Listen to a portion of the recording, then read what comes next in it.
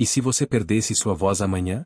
Não por uma doença, mas porque sua própria mente decidiu que você precisa aprender a ouvir. Foi exatamente isso que aconteceu com Rafael Andrade, um advogado brilhante que acordou um dia sem conseguir emitir nenhum som. Os médicos não encontraram nada de errado. Mas algo estava profundamente errado em sua vida. Nos próximos 30 minutos, você vai descobrir como 7 dias de silêncio forçado transformaram completamente a vida de um homem, e podem transformar a sua também. Esta é a chama do silêncio, uma lição sobre o poder interior. Prepare-se para uma história que vai fazer você repensar tudo sobre comunicação, conexão e o verdadeiro significado de ter voz. Fique comigo até o final, porque a lição mais poderosa está escondida no silêncio entre as palavras. Rafael acordou naquela terça-feira como em qualquer outro dia. Preparou seu café forte, vestiu o terno cinza impecável e ajeitou a gravata diante do espelho. Aos 42 anos, era um dos advogados mais eloquentes do escritório Martins e Associados. Sua voz era sua arma mais poderosa, grave, convincente, capaz de virar júris e negociações a seu favor com a precisão de um bisturi. Bom dia, querido, disse sua esposa, Júlia, beijando-o na testa enquanto ele tomava o café. Rafael apenas acenou com a cabeça, os olhos já no celular, respondendo e-mails urgentes. Não a ouviu perguntar sobre o jantar. Não percebeu quando ela suspirou e saiu da cozinha. No escritório, Rafael estava preparado para o grande dia. Às 14 horas, apresentaria sua argumentação final no caso Oliveira versus Construtora Pinheiro, uma disputa milionária que se arrastava há 2 anos. A sala de reuniões estava lotada. Clientes, sócios, a equipe adversária. Todos esperavam o show de oratória que Rafael sempre proporcionava. Ele se levantou, abriu a pasta de couro legítimo, ajustou o microfone e abriu a boca para começar. Nada. Absolutamente nada saiu. Rafael sentiu a garganta se mover, os lábios se mexerem, mas nenhum som emergiu. Tentou pigarrear. Silêncio. Tentou tossir. Nada. Um pânico gelado subiu pela sua espinha. Olhou ao redor, todos o encaravam com expectativa que rapidamente se transformava em confusão. Doutor Rafael? Perguntou o cliente, doutora Oliveira, inclinando-se para a frente. Está tudo bem? Rafael tentou responder, mas foi como gritar dentro de um sonho. Seu sócio, doutor Martins, aproximou-se preocupado. Rafael, você precisa de água? Está se sentindo mal? Desesperado, Rafael escreveu rapidamente no bloco, não consigo falar. As letras saíram trêmulas, quase ilegíveis. O que se seguiu foi um turbilhão. Ambulância. Hospital. Exames. Otorrinolaringologista, neurologista, psiquiatra. Todos com o mesmo diagnóstico desconcertante. Fisicamente, não havia nada de errado com Rafael. Suas cordas vocais estavam perfeitas. Não havia lesão neurológica. Nenhuma explicação médica. Pode ser psicogênico, sugeriu a doutora Helena Rocha, uma psiquiatra de cabelos grisalhos e olhar penetrante. Afonia psicogênica. Sua mente bloqueou sua voz por alguma razão. Já viu casos de estresse extremo, trauma emocional. Mas eu não tenho trauma nenhum. Rafael queria gritar, mas apenas seus lábios se moveram em silêncio. Ele pegou o bloco que agora carregava para todo lado e escreveu furiosamente: minha vida está perfeita. Eu só preciso da minha voz de volta. A médica observou com uma expressão que Rafael não conseguiu decifrar, compaixão misturada com algo mais profundo, como quem sabe de um segredo que o paciente ainda vai descobrir. Senhor Rafael, ela disse calmamente, às vezes perdemos algo para descobrir o que realmente importa. Vou indicá-lo a alguém que pode ajudar. Não é um médico convencional. Rafael revirou os olhos. Mais um charlatão, pensou. Mas estava desesperado. Pegou o cartão que ela lhe estendeu. Não havia nome, apenas um endereço, Mosteiro do Silêncio Interior, Serra da Mantiqueira e uma data, chegue ao anoitecer da próxima lua nova. 5 dias depois, Rafael dirigia sua BMW prata pelas estradas sinuosas da Serra da Mantiqueira. Júlia havia insistido em acompanhá-lo, mas ele recusou. Como sempre, recusou.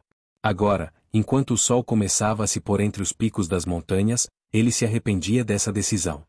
O GPS havia parado de funcionar há 1 hora. Ele seguia agora instruções escritas à mão que a doutora Helena lhe dera, após a ponte de madeira, siga pela estrada de terra. Quando avistar 3 árvores caídas formando um arco natural, vire à esquerda. O mosteiro aparecerá quando você estiver pronto. Quando você estiver pronto, Rafael zombou mentalmente. Que tipo de instrução é essa? Mas para sua surpresa, exatamente quando o céu adquiriu aquele tom de violeta profundo que antecede a noite, ele avistou os portões. Não eram imponentes ou ornamentados, apenas duas colunas de pedra com um portão de madeira simples, entreaberto. Acima, entalhadas na pedra, as palavras, Mosteiro do Silêncio Interior.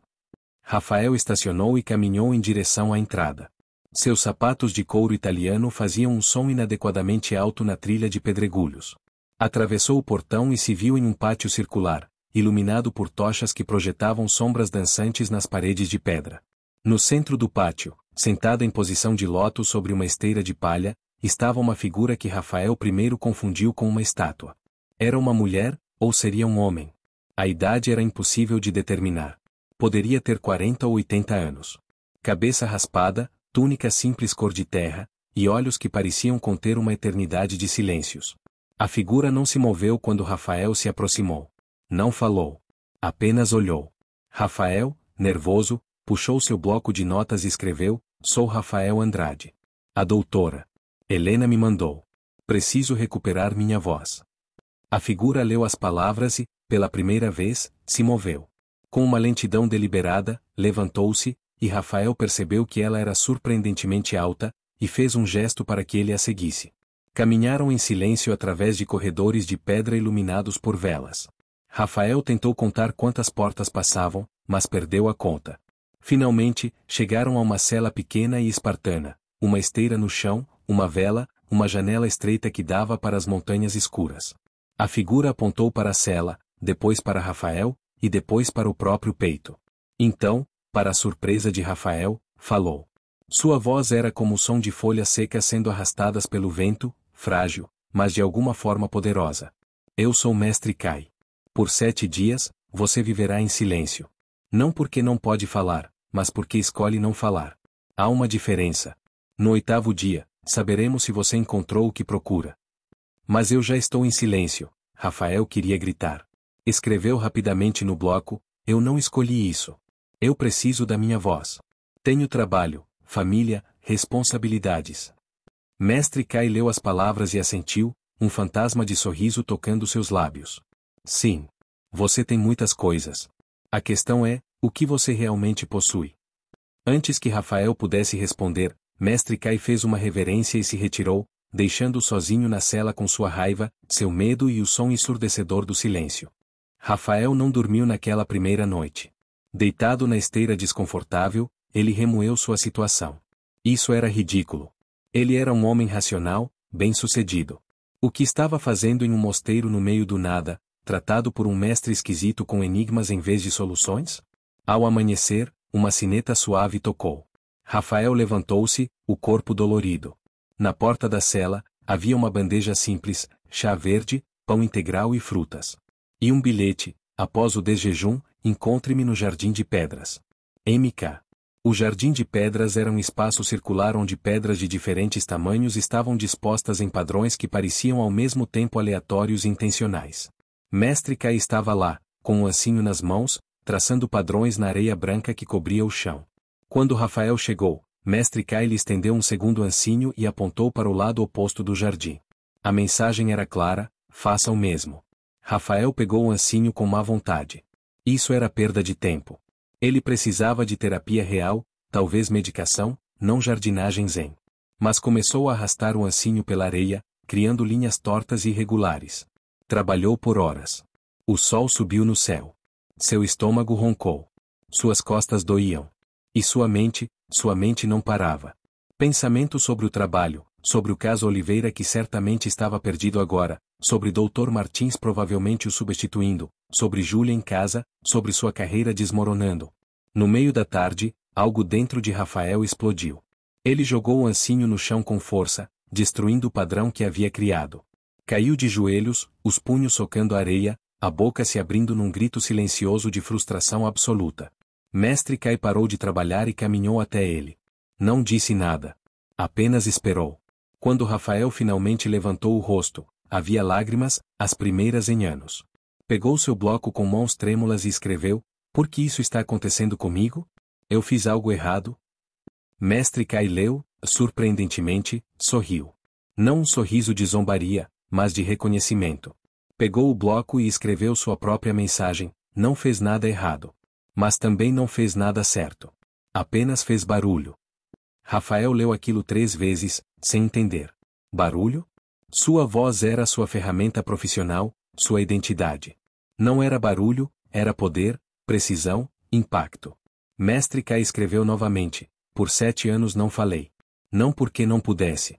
Porque precisava ouvir. Amanhã, você aprenderá a ouvir também. Aquela noite, Rafael dormiu pesadamente. E sonhou com vozes, milhares delas, todas falando ao mesmo tempo, nenhuma dizendo nada que importasse. Nos 3 dias seguintes, Mestre Kai ensinou Rafael a arte da escuta verdadeira. Mas não era o que Rafael esperava. No segundo dia, levou-o para a floresta ao redor do mosteiro. Sentaram-se em uma clareira, e Mestre Kai fez um único gesto: escute. A princípio, Rafael não ouvia nada além do vento e alguns pássaros distantes. Mas conforme as horas passavam, e Mestre Kai não dava sinais de que se moveriam, Rafael começou a notar camadas. O sussurro das folhas não era um som único, mas uma sinfonia complexa. Havia o som das folhas novas, flexíveis, produzindo um timbre mais agudo. As folhas velhas, secas, criavam um ruído mais áspero. O vento ele mesmo tinha texturas, rajadas fortes que faziam a floresta rugir, brisas suaves que apenas acariciavam. E os pássaros? Rafael começou a distinguir diferentes cantos. Havia um padrão de chamado e resposta. Alguns cantos eram territoriais, agressivos. Outros, melodiosos, pareciam cortejos. Havia urgência em alguns, preguiça em outros. Pela primeira vez em sua vida adulta, Rafael passou horas apenas, ouvindo. Sem formular argumentos em sua mente. Sem planejar seu próximo movimento. Apenas recebendo os sons do mundo. No terceiro dia, Mestre Kai o levou para encontrar outros residentes do mosteiro. Havia 6, 3 homens, 3 mulheres, de idades variadas.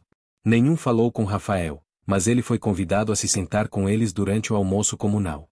A refeição foi em silêncio absoluto, mas Rafael percebeu que não era um silêncio vazio.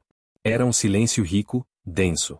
As pessoas se comunicavam com olhares, gestos sutis, a linguagem corporal falando volumes. Um homem idoso ofereceu sal a uma jovem antes mesmo que ela estendesse a mão, ele havia notado seu olhar para o saleiro. Uma mulher de meia idade sorriu reconfortadoramente para Rafael quando percebeu sua atenção. Sem uma palavra dita, Rafael sentiu mais conexão naquela mesa silenciosa do que em incontáveis jantares de negócios onde todos falavam sem parar.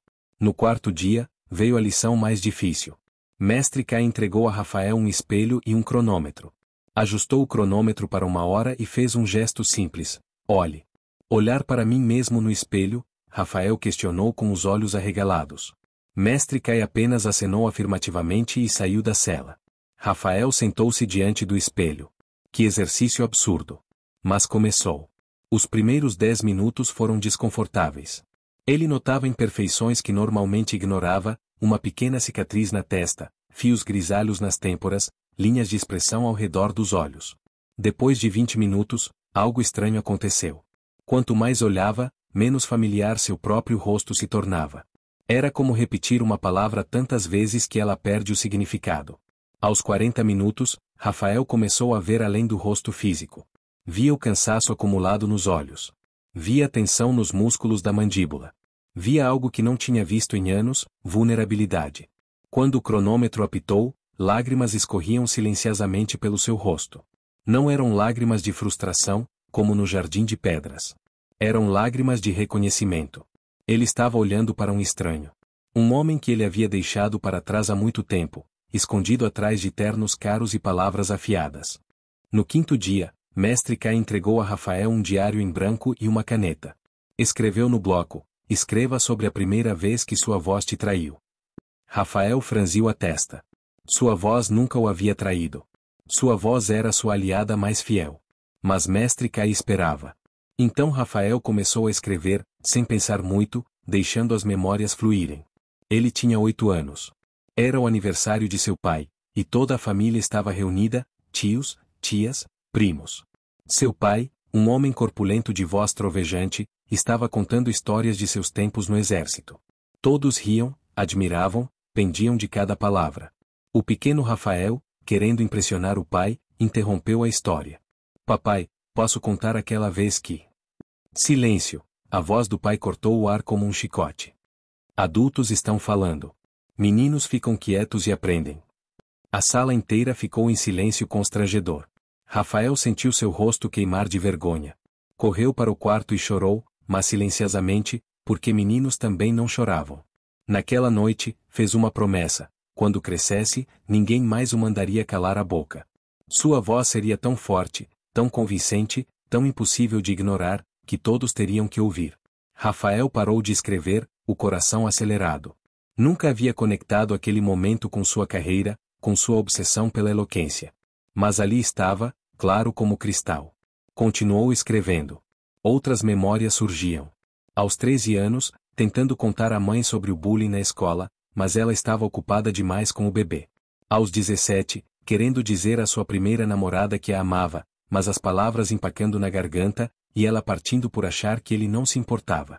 Aos 22, na entrevista para o estágio de advocacia, ensaiando cada palavra, cada entonação, transformando a autenticidade em performance. Página após página, Rafael escreveu. E percebeu um padrão perturbador. Ele havia aprendido a falar muito, mas em algum lugar do caminho, havia parado de dizer algo verdadeiro. Suas palavras eram um escudo, não uma ponte. Ele falava para vencer, para impressionar, para controlar, nunca para realmente se conectar. Quando terminou, já era noite. Mestre K entrou na cela com uma lamparina. Leu o diário em silêncio, enquanto Rafael esperava, exposto e vulnerável como nunca se sentirá. Finalmente, Mestre K escreveu: sua voz não está perdida. Está esperando que você tenha algo verdadeiro a dizer. Rafael leu aquilo e sentiu algo se deslocar profundamente dentro de seu peito. Era como se uma porta trancada há décadas estivesse começando a se abrir. O sexto dia começou diferente. Quando Rafael acordou, havia uma nota debaixo de sua porta: hoje você caminha sozinho. Siga a trilha marcada. Retorne antes do anoitecer. Rafael saiu do mosteiro e encontrou a trilha, pequenas pedras brancas marcando o caminho montanha acima. Era uma subida íngreme, e ele logo estava ofegante. Seus músculos, acostumados apenas com academias com ar-condicionado, protestavam. Mas continuou. E conforme subia, sua mente começou a se aquietar de uma forma nova. Não era mais o silêncio tenso e ressentido do primeiro dia. Era um silêncio de expectativa, quase de reverência. Chegou ao topo ao meio-dia. Era um mirante que dava para um vale imenso, com montanhas encamadas até onde a vista alcançava. O vento soprava forte ali, carregando o cheiro de pinho e terra úmida. Rafael sentou-se em uma rocha e, pela primeira vez em dias, pensou em Júlia. Quando foi a última vez que realmente a ouvirá? Não apenas ouvir suas palavras, mas ouvi-la? Quando foi a última vez que ele perguntou sobre seus sonhos, seus medos, suas esperanças? Ele se lembrou de uma conversa, ou seria um monólogo? Algumas semanas antes do incidente. Júlia havia tentado lhe contar sobre um projeto que queria começar, abrir um ateliê de cerâmica. Ele a interrompeu com conselhos não solicitados sobre viabilidade financeira, regulamentações, riscos de mercado. Via agora a luz se apagando nos olhos dela enquanto ele falava. Não era conselho que ela queria. Era entusiasmo compartilhado. Era parceria. Era ser vista. E seus amigos? Rafael percebeu que não tinha realmente amigos. Tinha colegas, contatos, networking. Pessoas que ele impressionava, mas com quem nunca era vulnerável. E seu filho? Rafael engasgou. Mateus tinha 16 anos agora. Um adolescente quieto que passava a maior parte do tempo no quarto. Quando foi a última vez que Rafael perguntou como ele estava, realmente perguntou, em vez de interrogá-lo sobre notas ou responsabilidades? Semana passada. Mateus havia tentado mostrar-lhe uma música que estava compondo. Pai, posso te mostrar uma coisa? Rafael estava revisando um contrato. Não agora, filho. Estou ocupado com coisas importantes.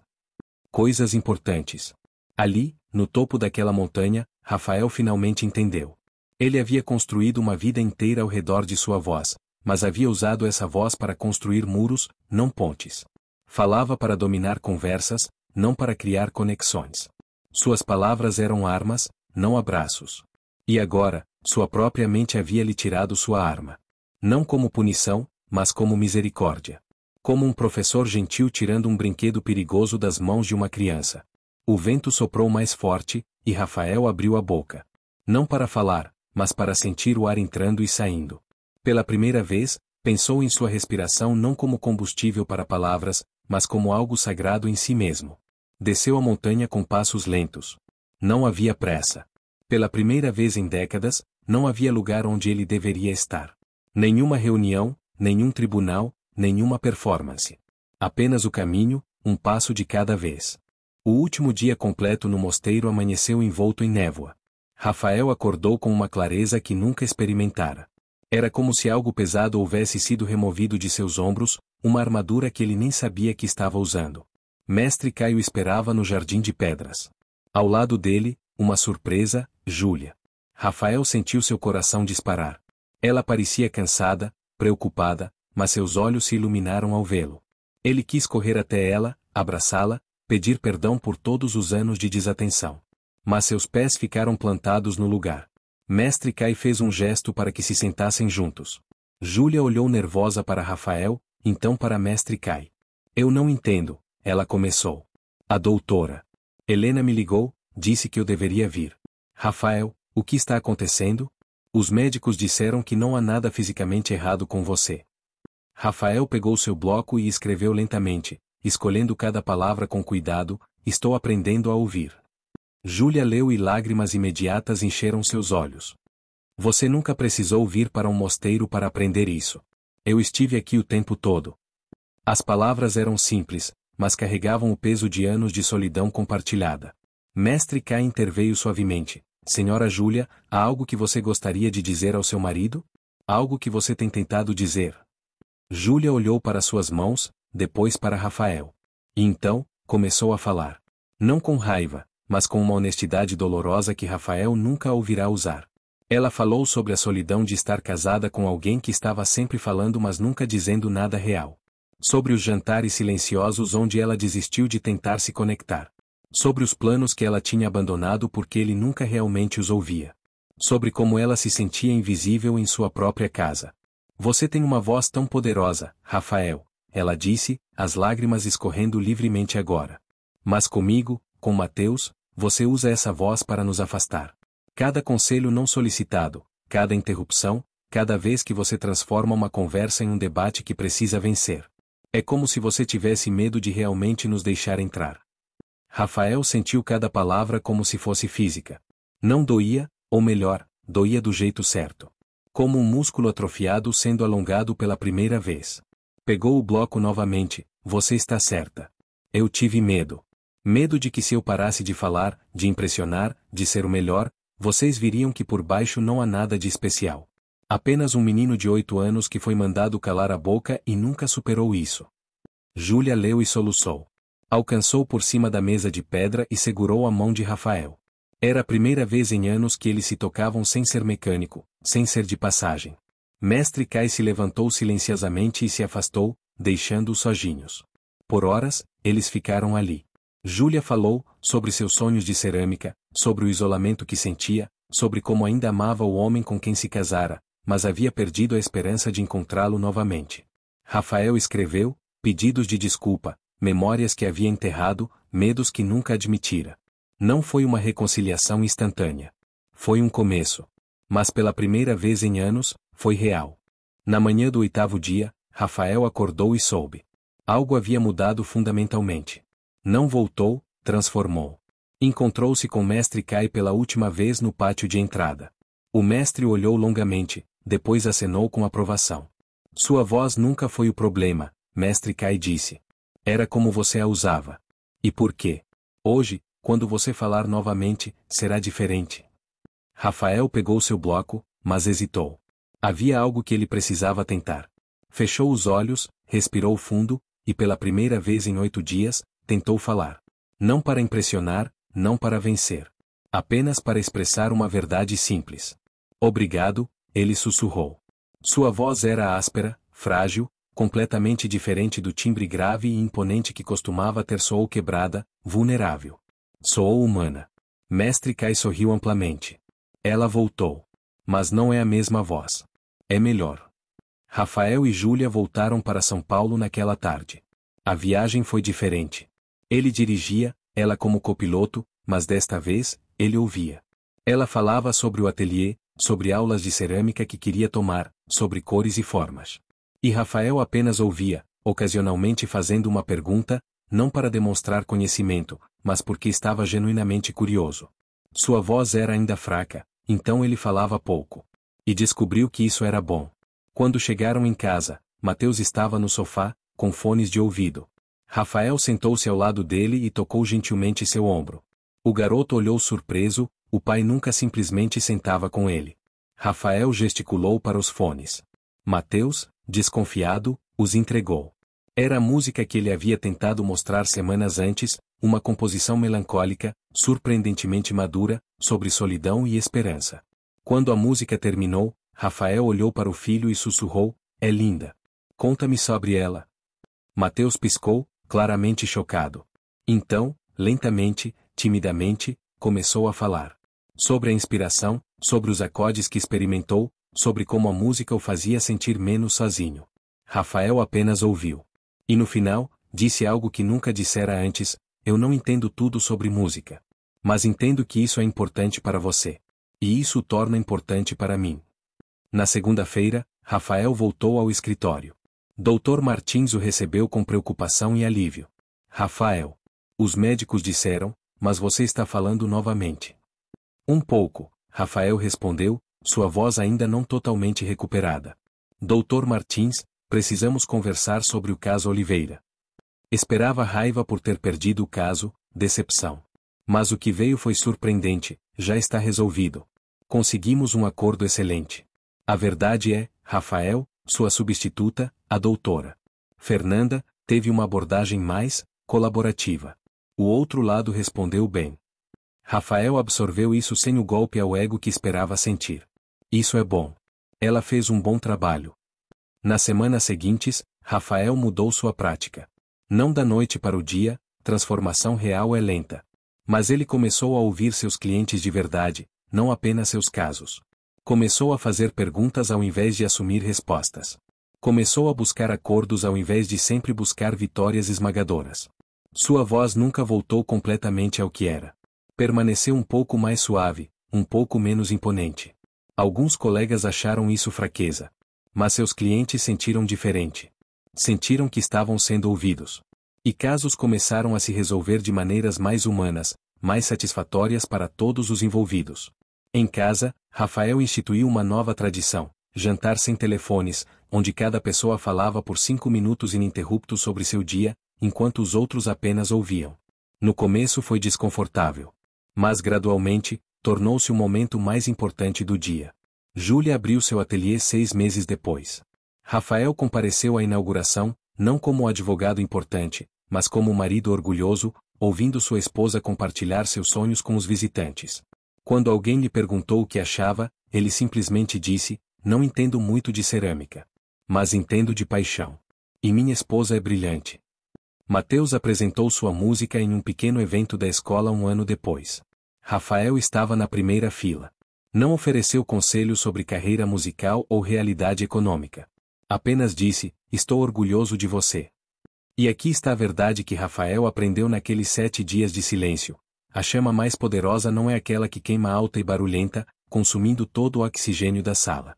É aquela que queima quieta e constante, iluminando o que realmente importa. Sua voz havia voltado. Mas agora, ele sabia quando usá-la. E, mais importante, sabia quando silenciar e deixar outros serem ouvidos. Porque o verdadeiro poder não está em falar mais alto que todos. Está em criar o espaço onde todos podem ser ouvidos. Essa é a chama do silêncio, não a ausência de voz, mas a presença de escuta. E ela queima mais brilhante que qualquer eloquência jamais poderia. Um ano depois, Rafael visitou o mosteiro do silêncio interior novamente. Mas desta vez, não porque precisava. Porque queria. Passou 3 dias lá, em silêncio voluntário, relembrando as lições, renovando seu compromisso. No último dia, Mestre Kai lhe fez uma pergunta: "O que você perdeu?" Rafael pensou cuidadosamente antes de responder, sua voz suave mas firme: "Perdi a necessidade de estar sempre certo. Perdi a armadura que construí com palavras." Perdi o homem que eu achava que deveria ser. E o que você ganhou? Rafael sorriu. Ganhei minha família de volta. Ganhei a capacidade de realmente ouvir. Ganhei paz. E ganhei algo que nunca soube que estava procurando. O que foi? Eu mesmo. O verdadeiro eu. Não o advogado eloquente, não o pai autoritário, não o marido distante. Apenas Rafael. E ele é suficiente. Mestre Kai assentiu, satisfeito. A chama do silêncio agora queima em você. Mantenha-a acesa. Mas lembre-se, você não está curado. Está em prática. Todos os dias, você escolhe novamente. Escutar ou dominar. Conectar ou controlar. Ser verdadeiro ou ser impressionante. Eu escolho, Rafael prometeu. Todos os dias, eu escolho. E ele escolheu. Nem sempre perfeitamente. Havia dias em que velhos hábitos ressurgiam, quando sua voz se tornava muito alta, suas palavras muito afiadas. Mas agora ele notava. E pedia desculpas. E tentava novamente. Porque essa é a verdadeira lição da chama do silêncio, não é sobre nunca falar. É sobre falar com intenção, com verdade, com amor. É sobre reconhecer que o espaço entre as palavras é onde a magia realmente acontece. É onde a conexão vive. É onde somos verdadeiramente vistos e realmente vemos os outros. Rafael Andrade perdeu sua voz por 8 dias. E naqueles 8 dias, encontrou algo muito mais valioso, sua humanidade. A chama do silêncio queimava agora em seu coração. Não uma chama que consome, mas uma que ilumina. Não uma chama que destrói, mas uma que transforma. E em seu brilho suave e constante, ele finalmente aprendeu a verdadeira lição do poder interior. Não é sobre ser o mais alto na sala. É sobre criar uma sala onde todos podem encontrar sua própria voz.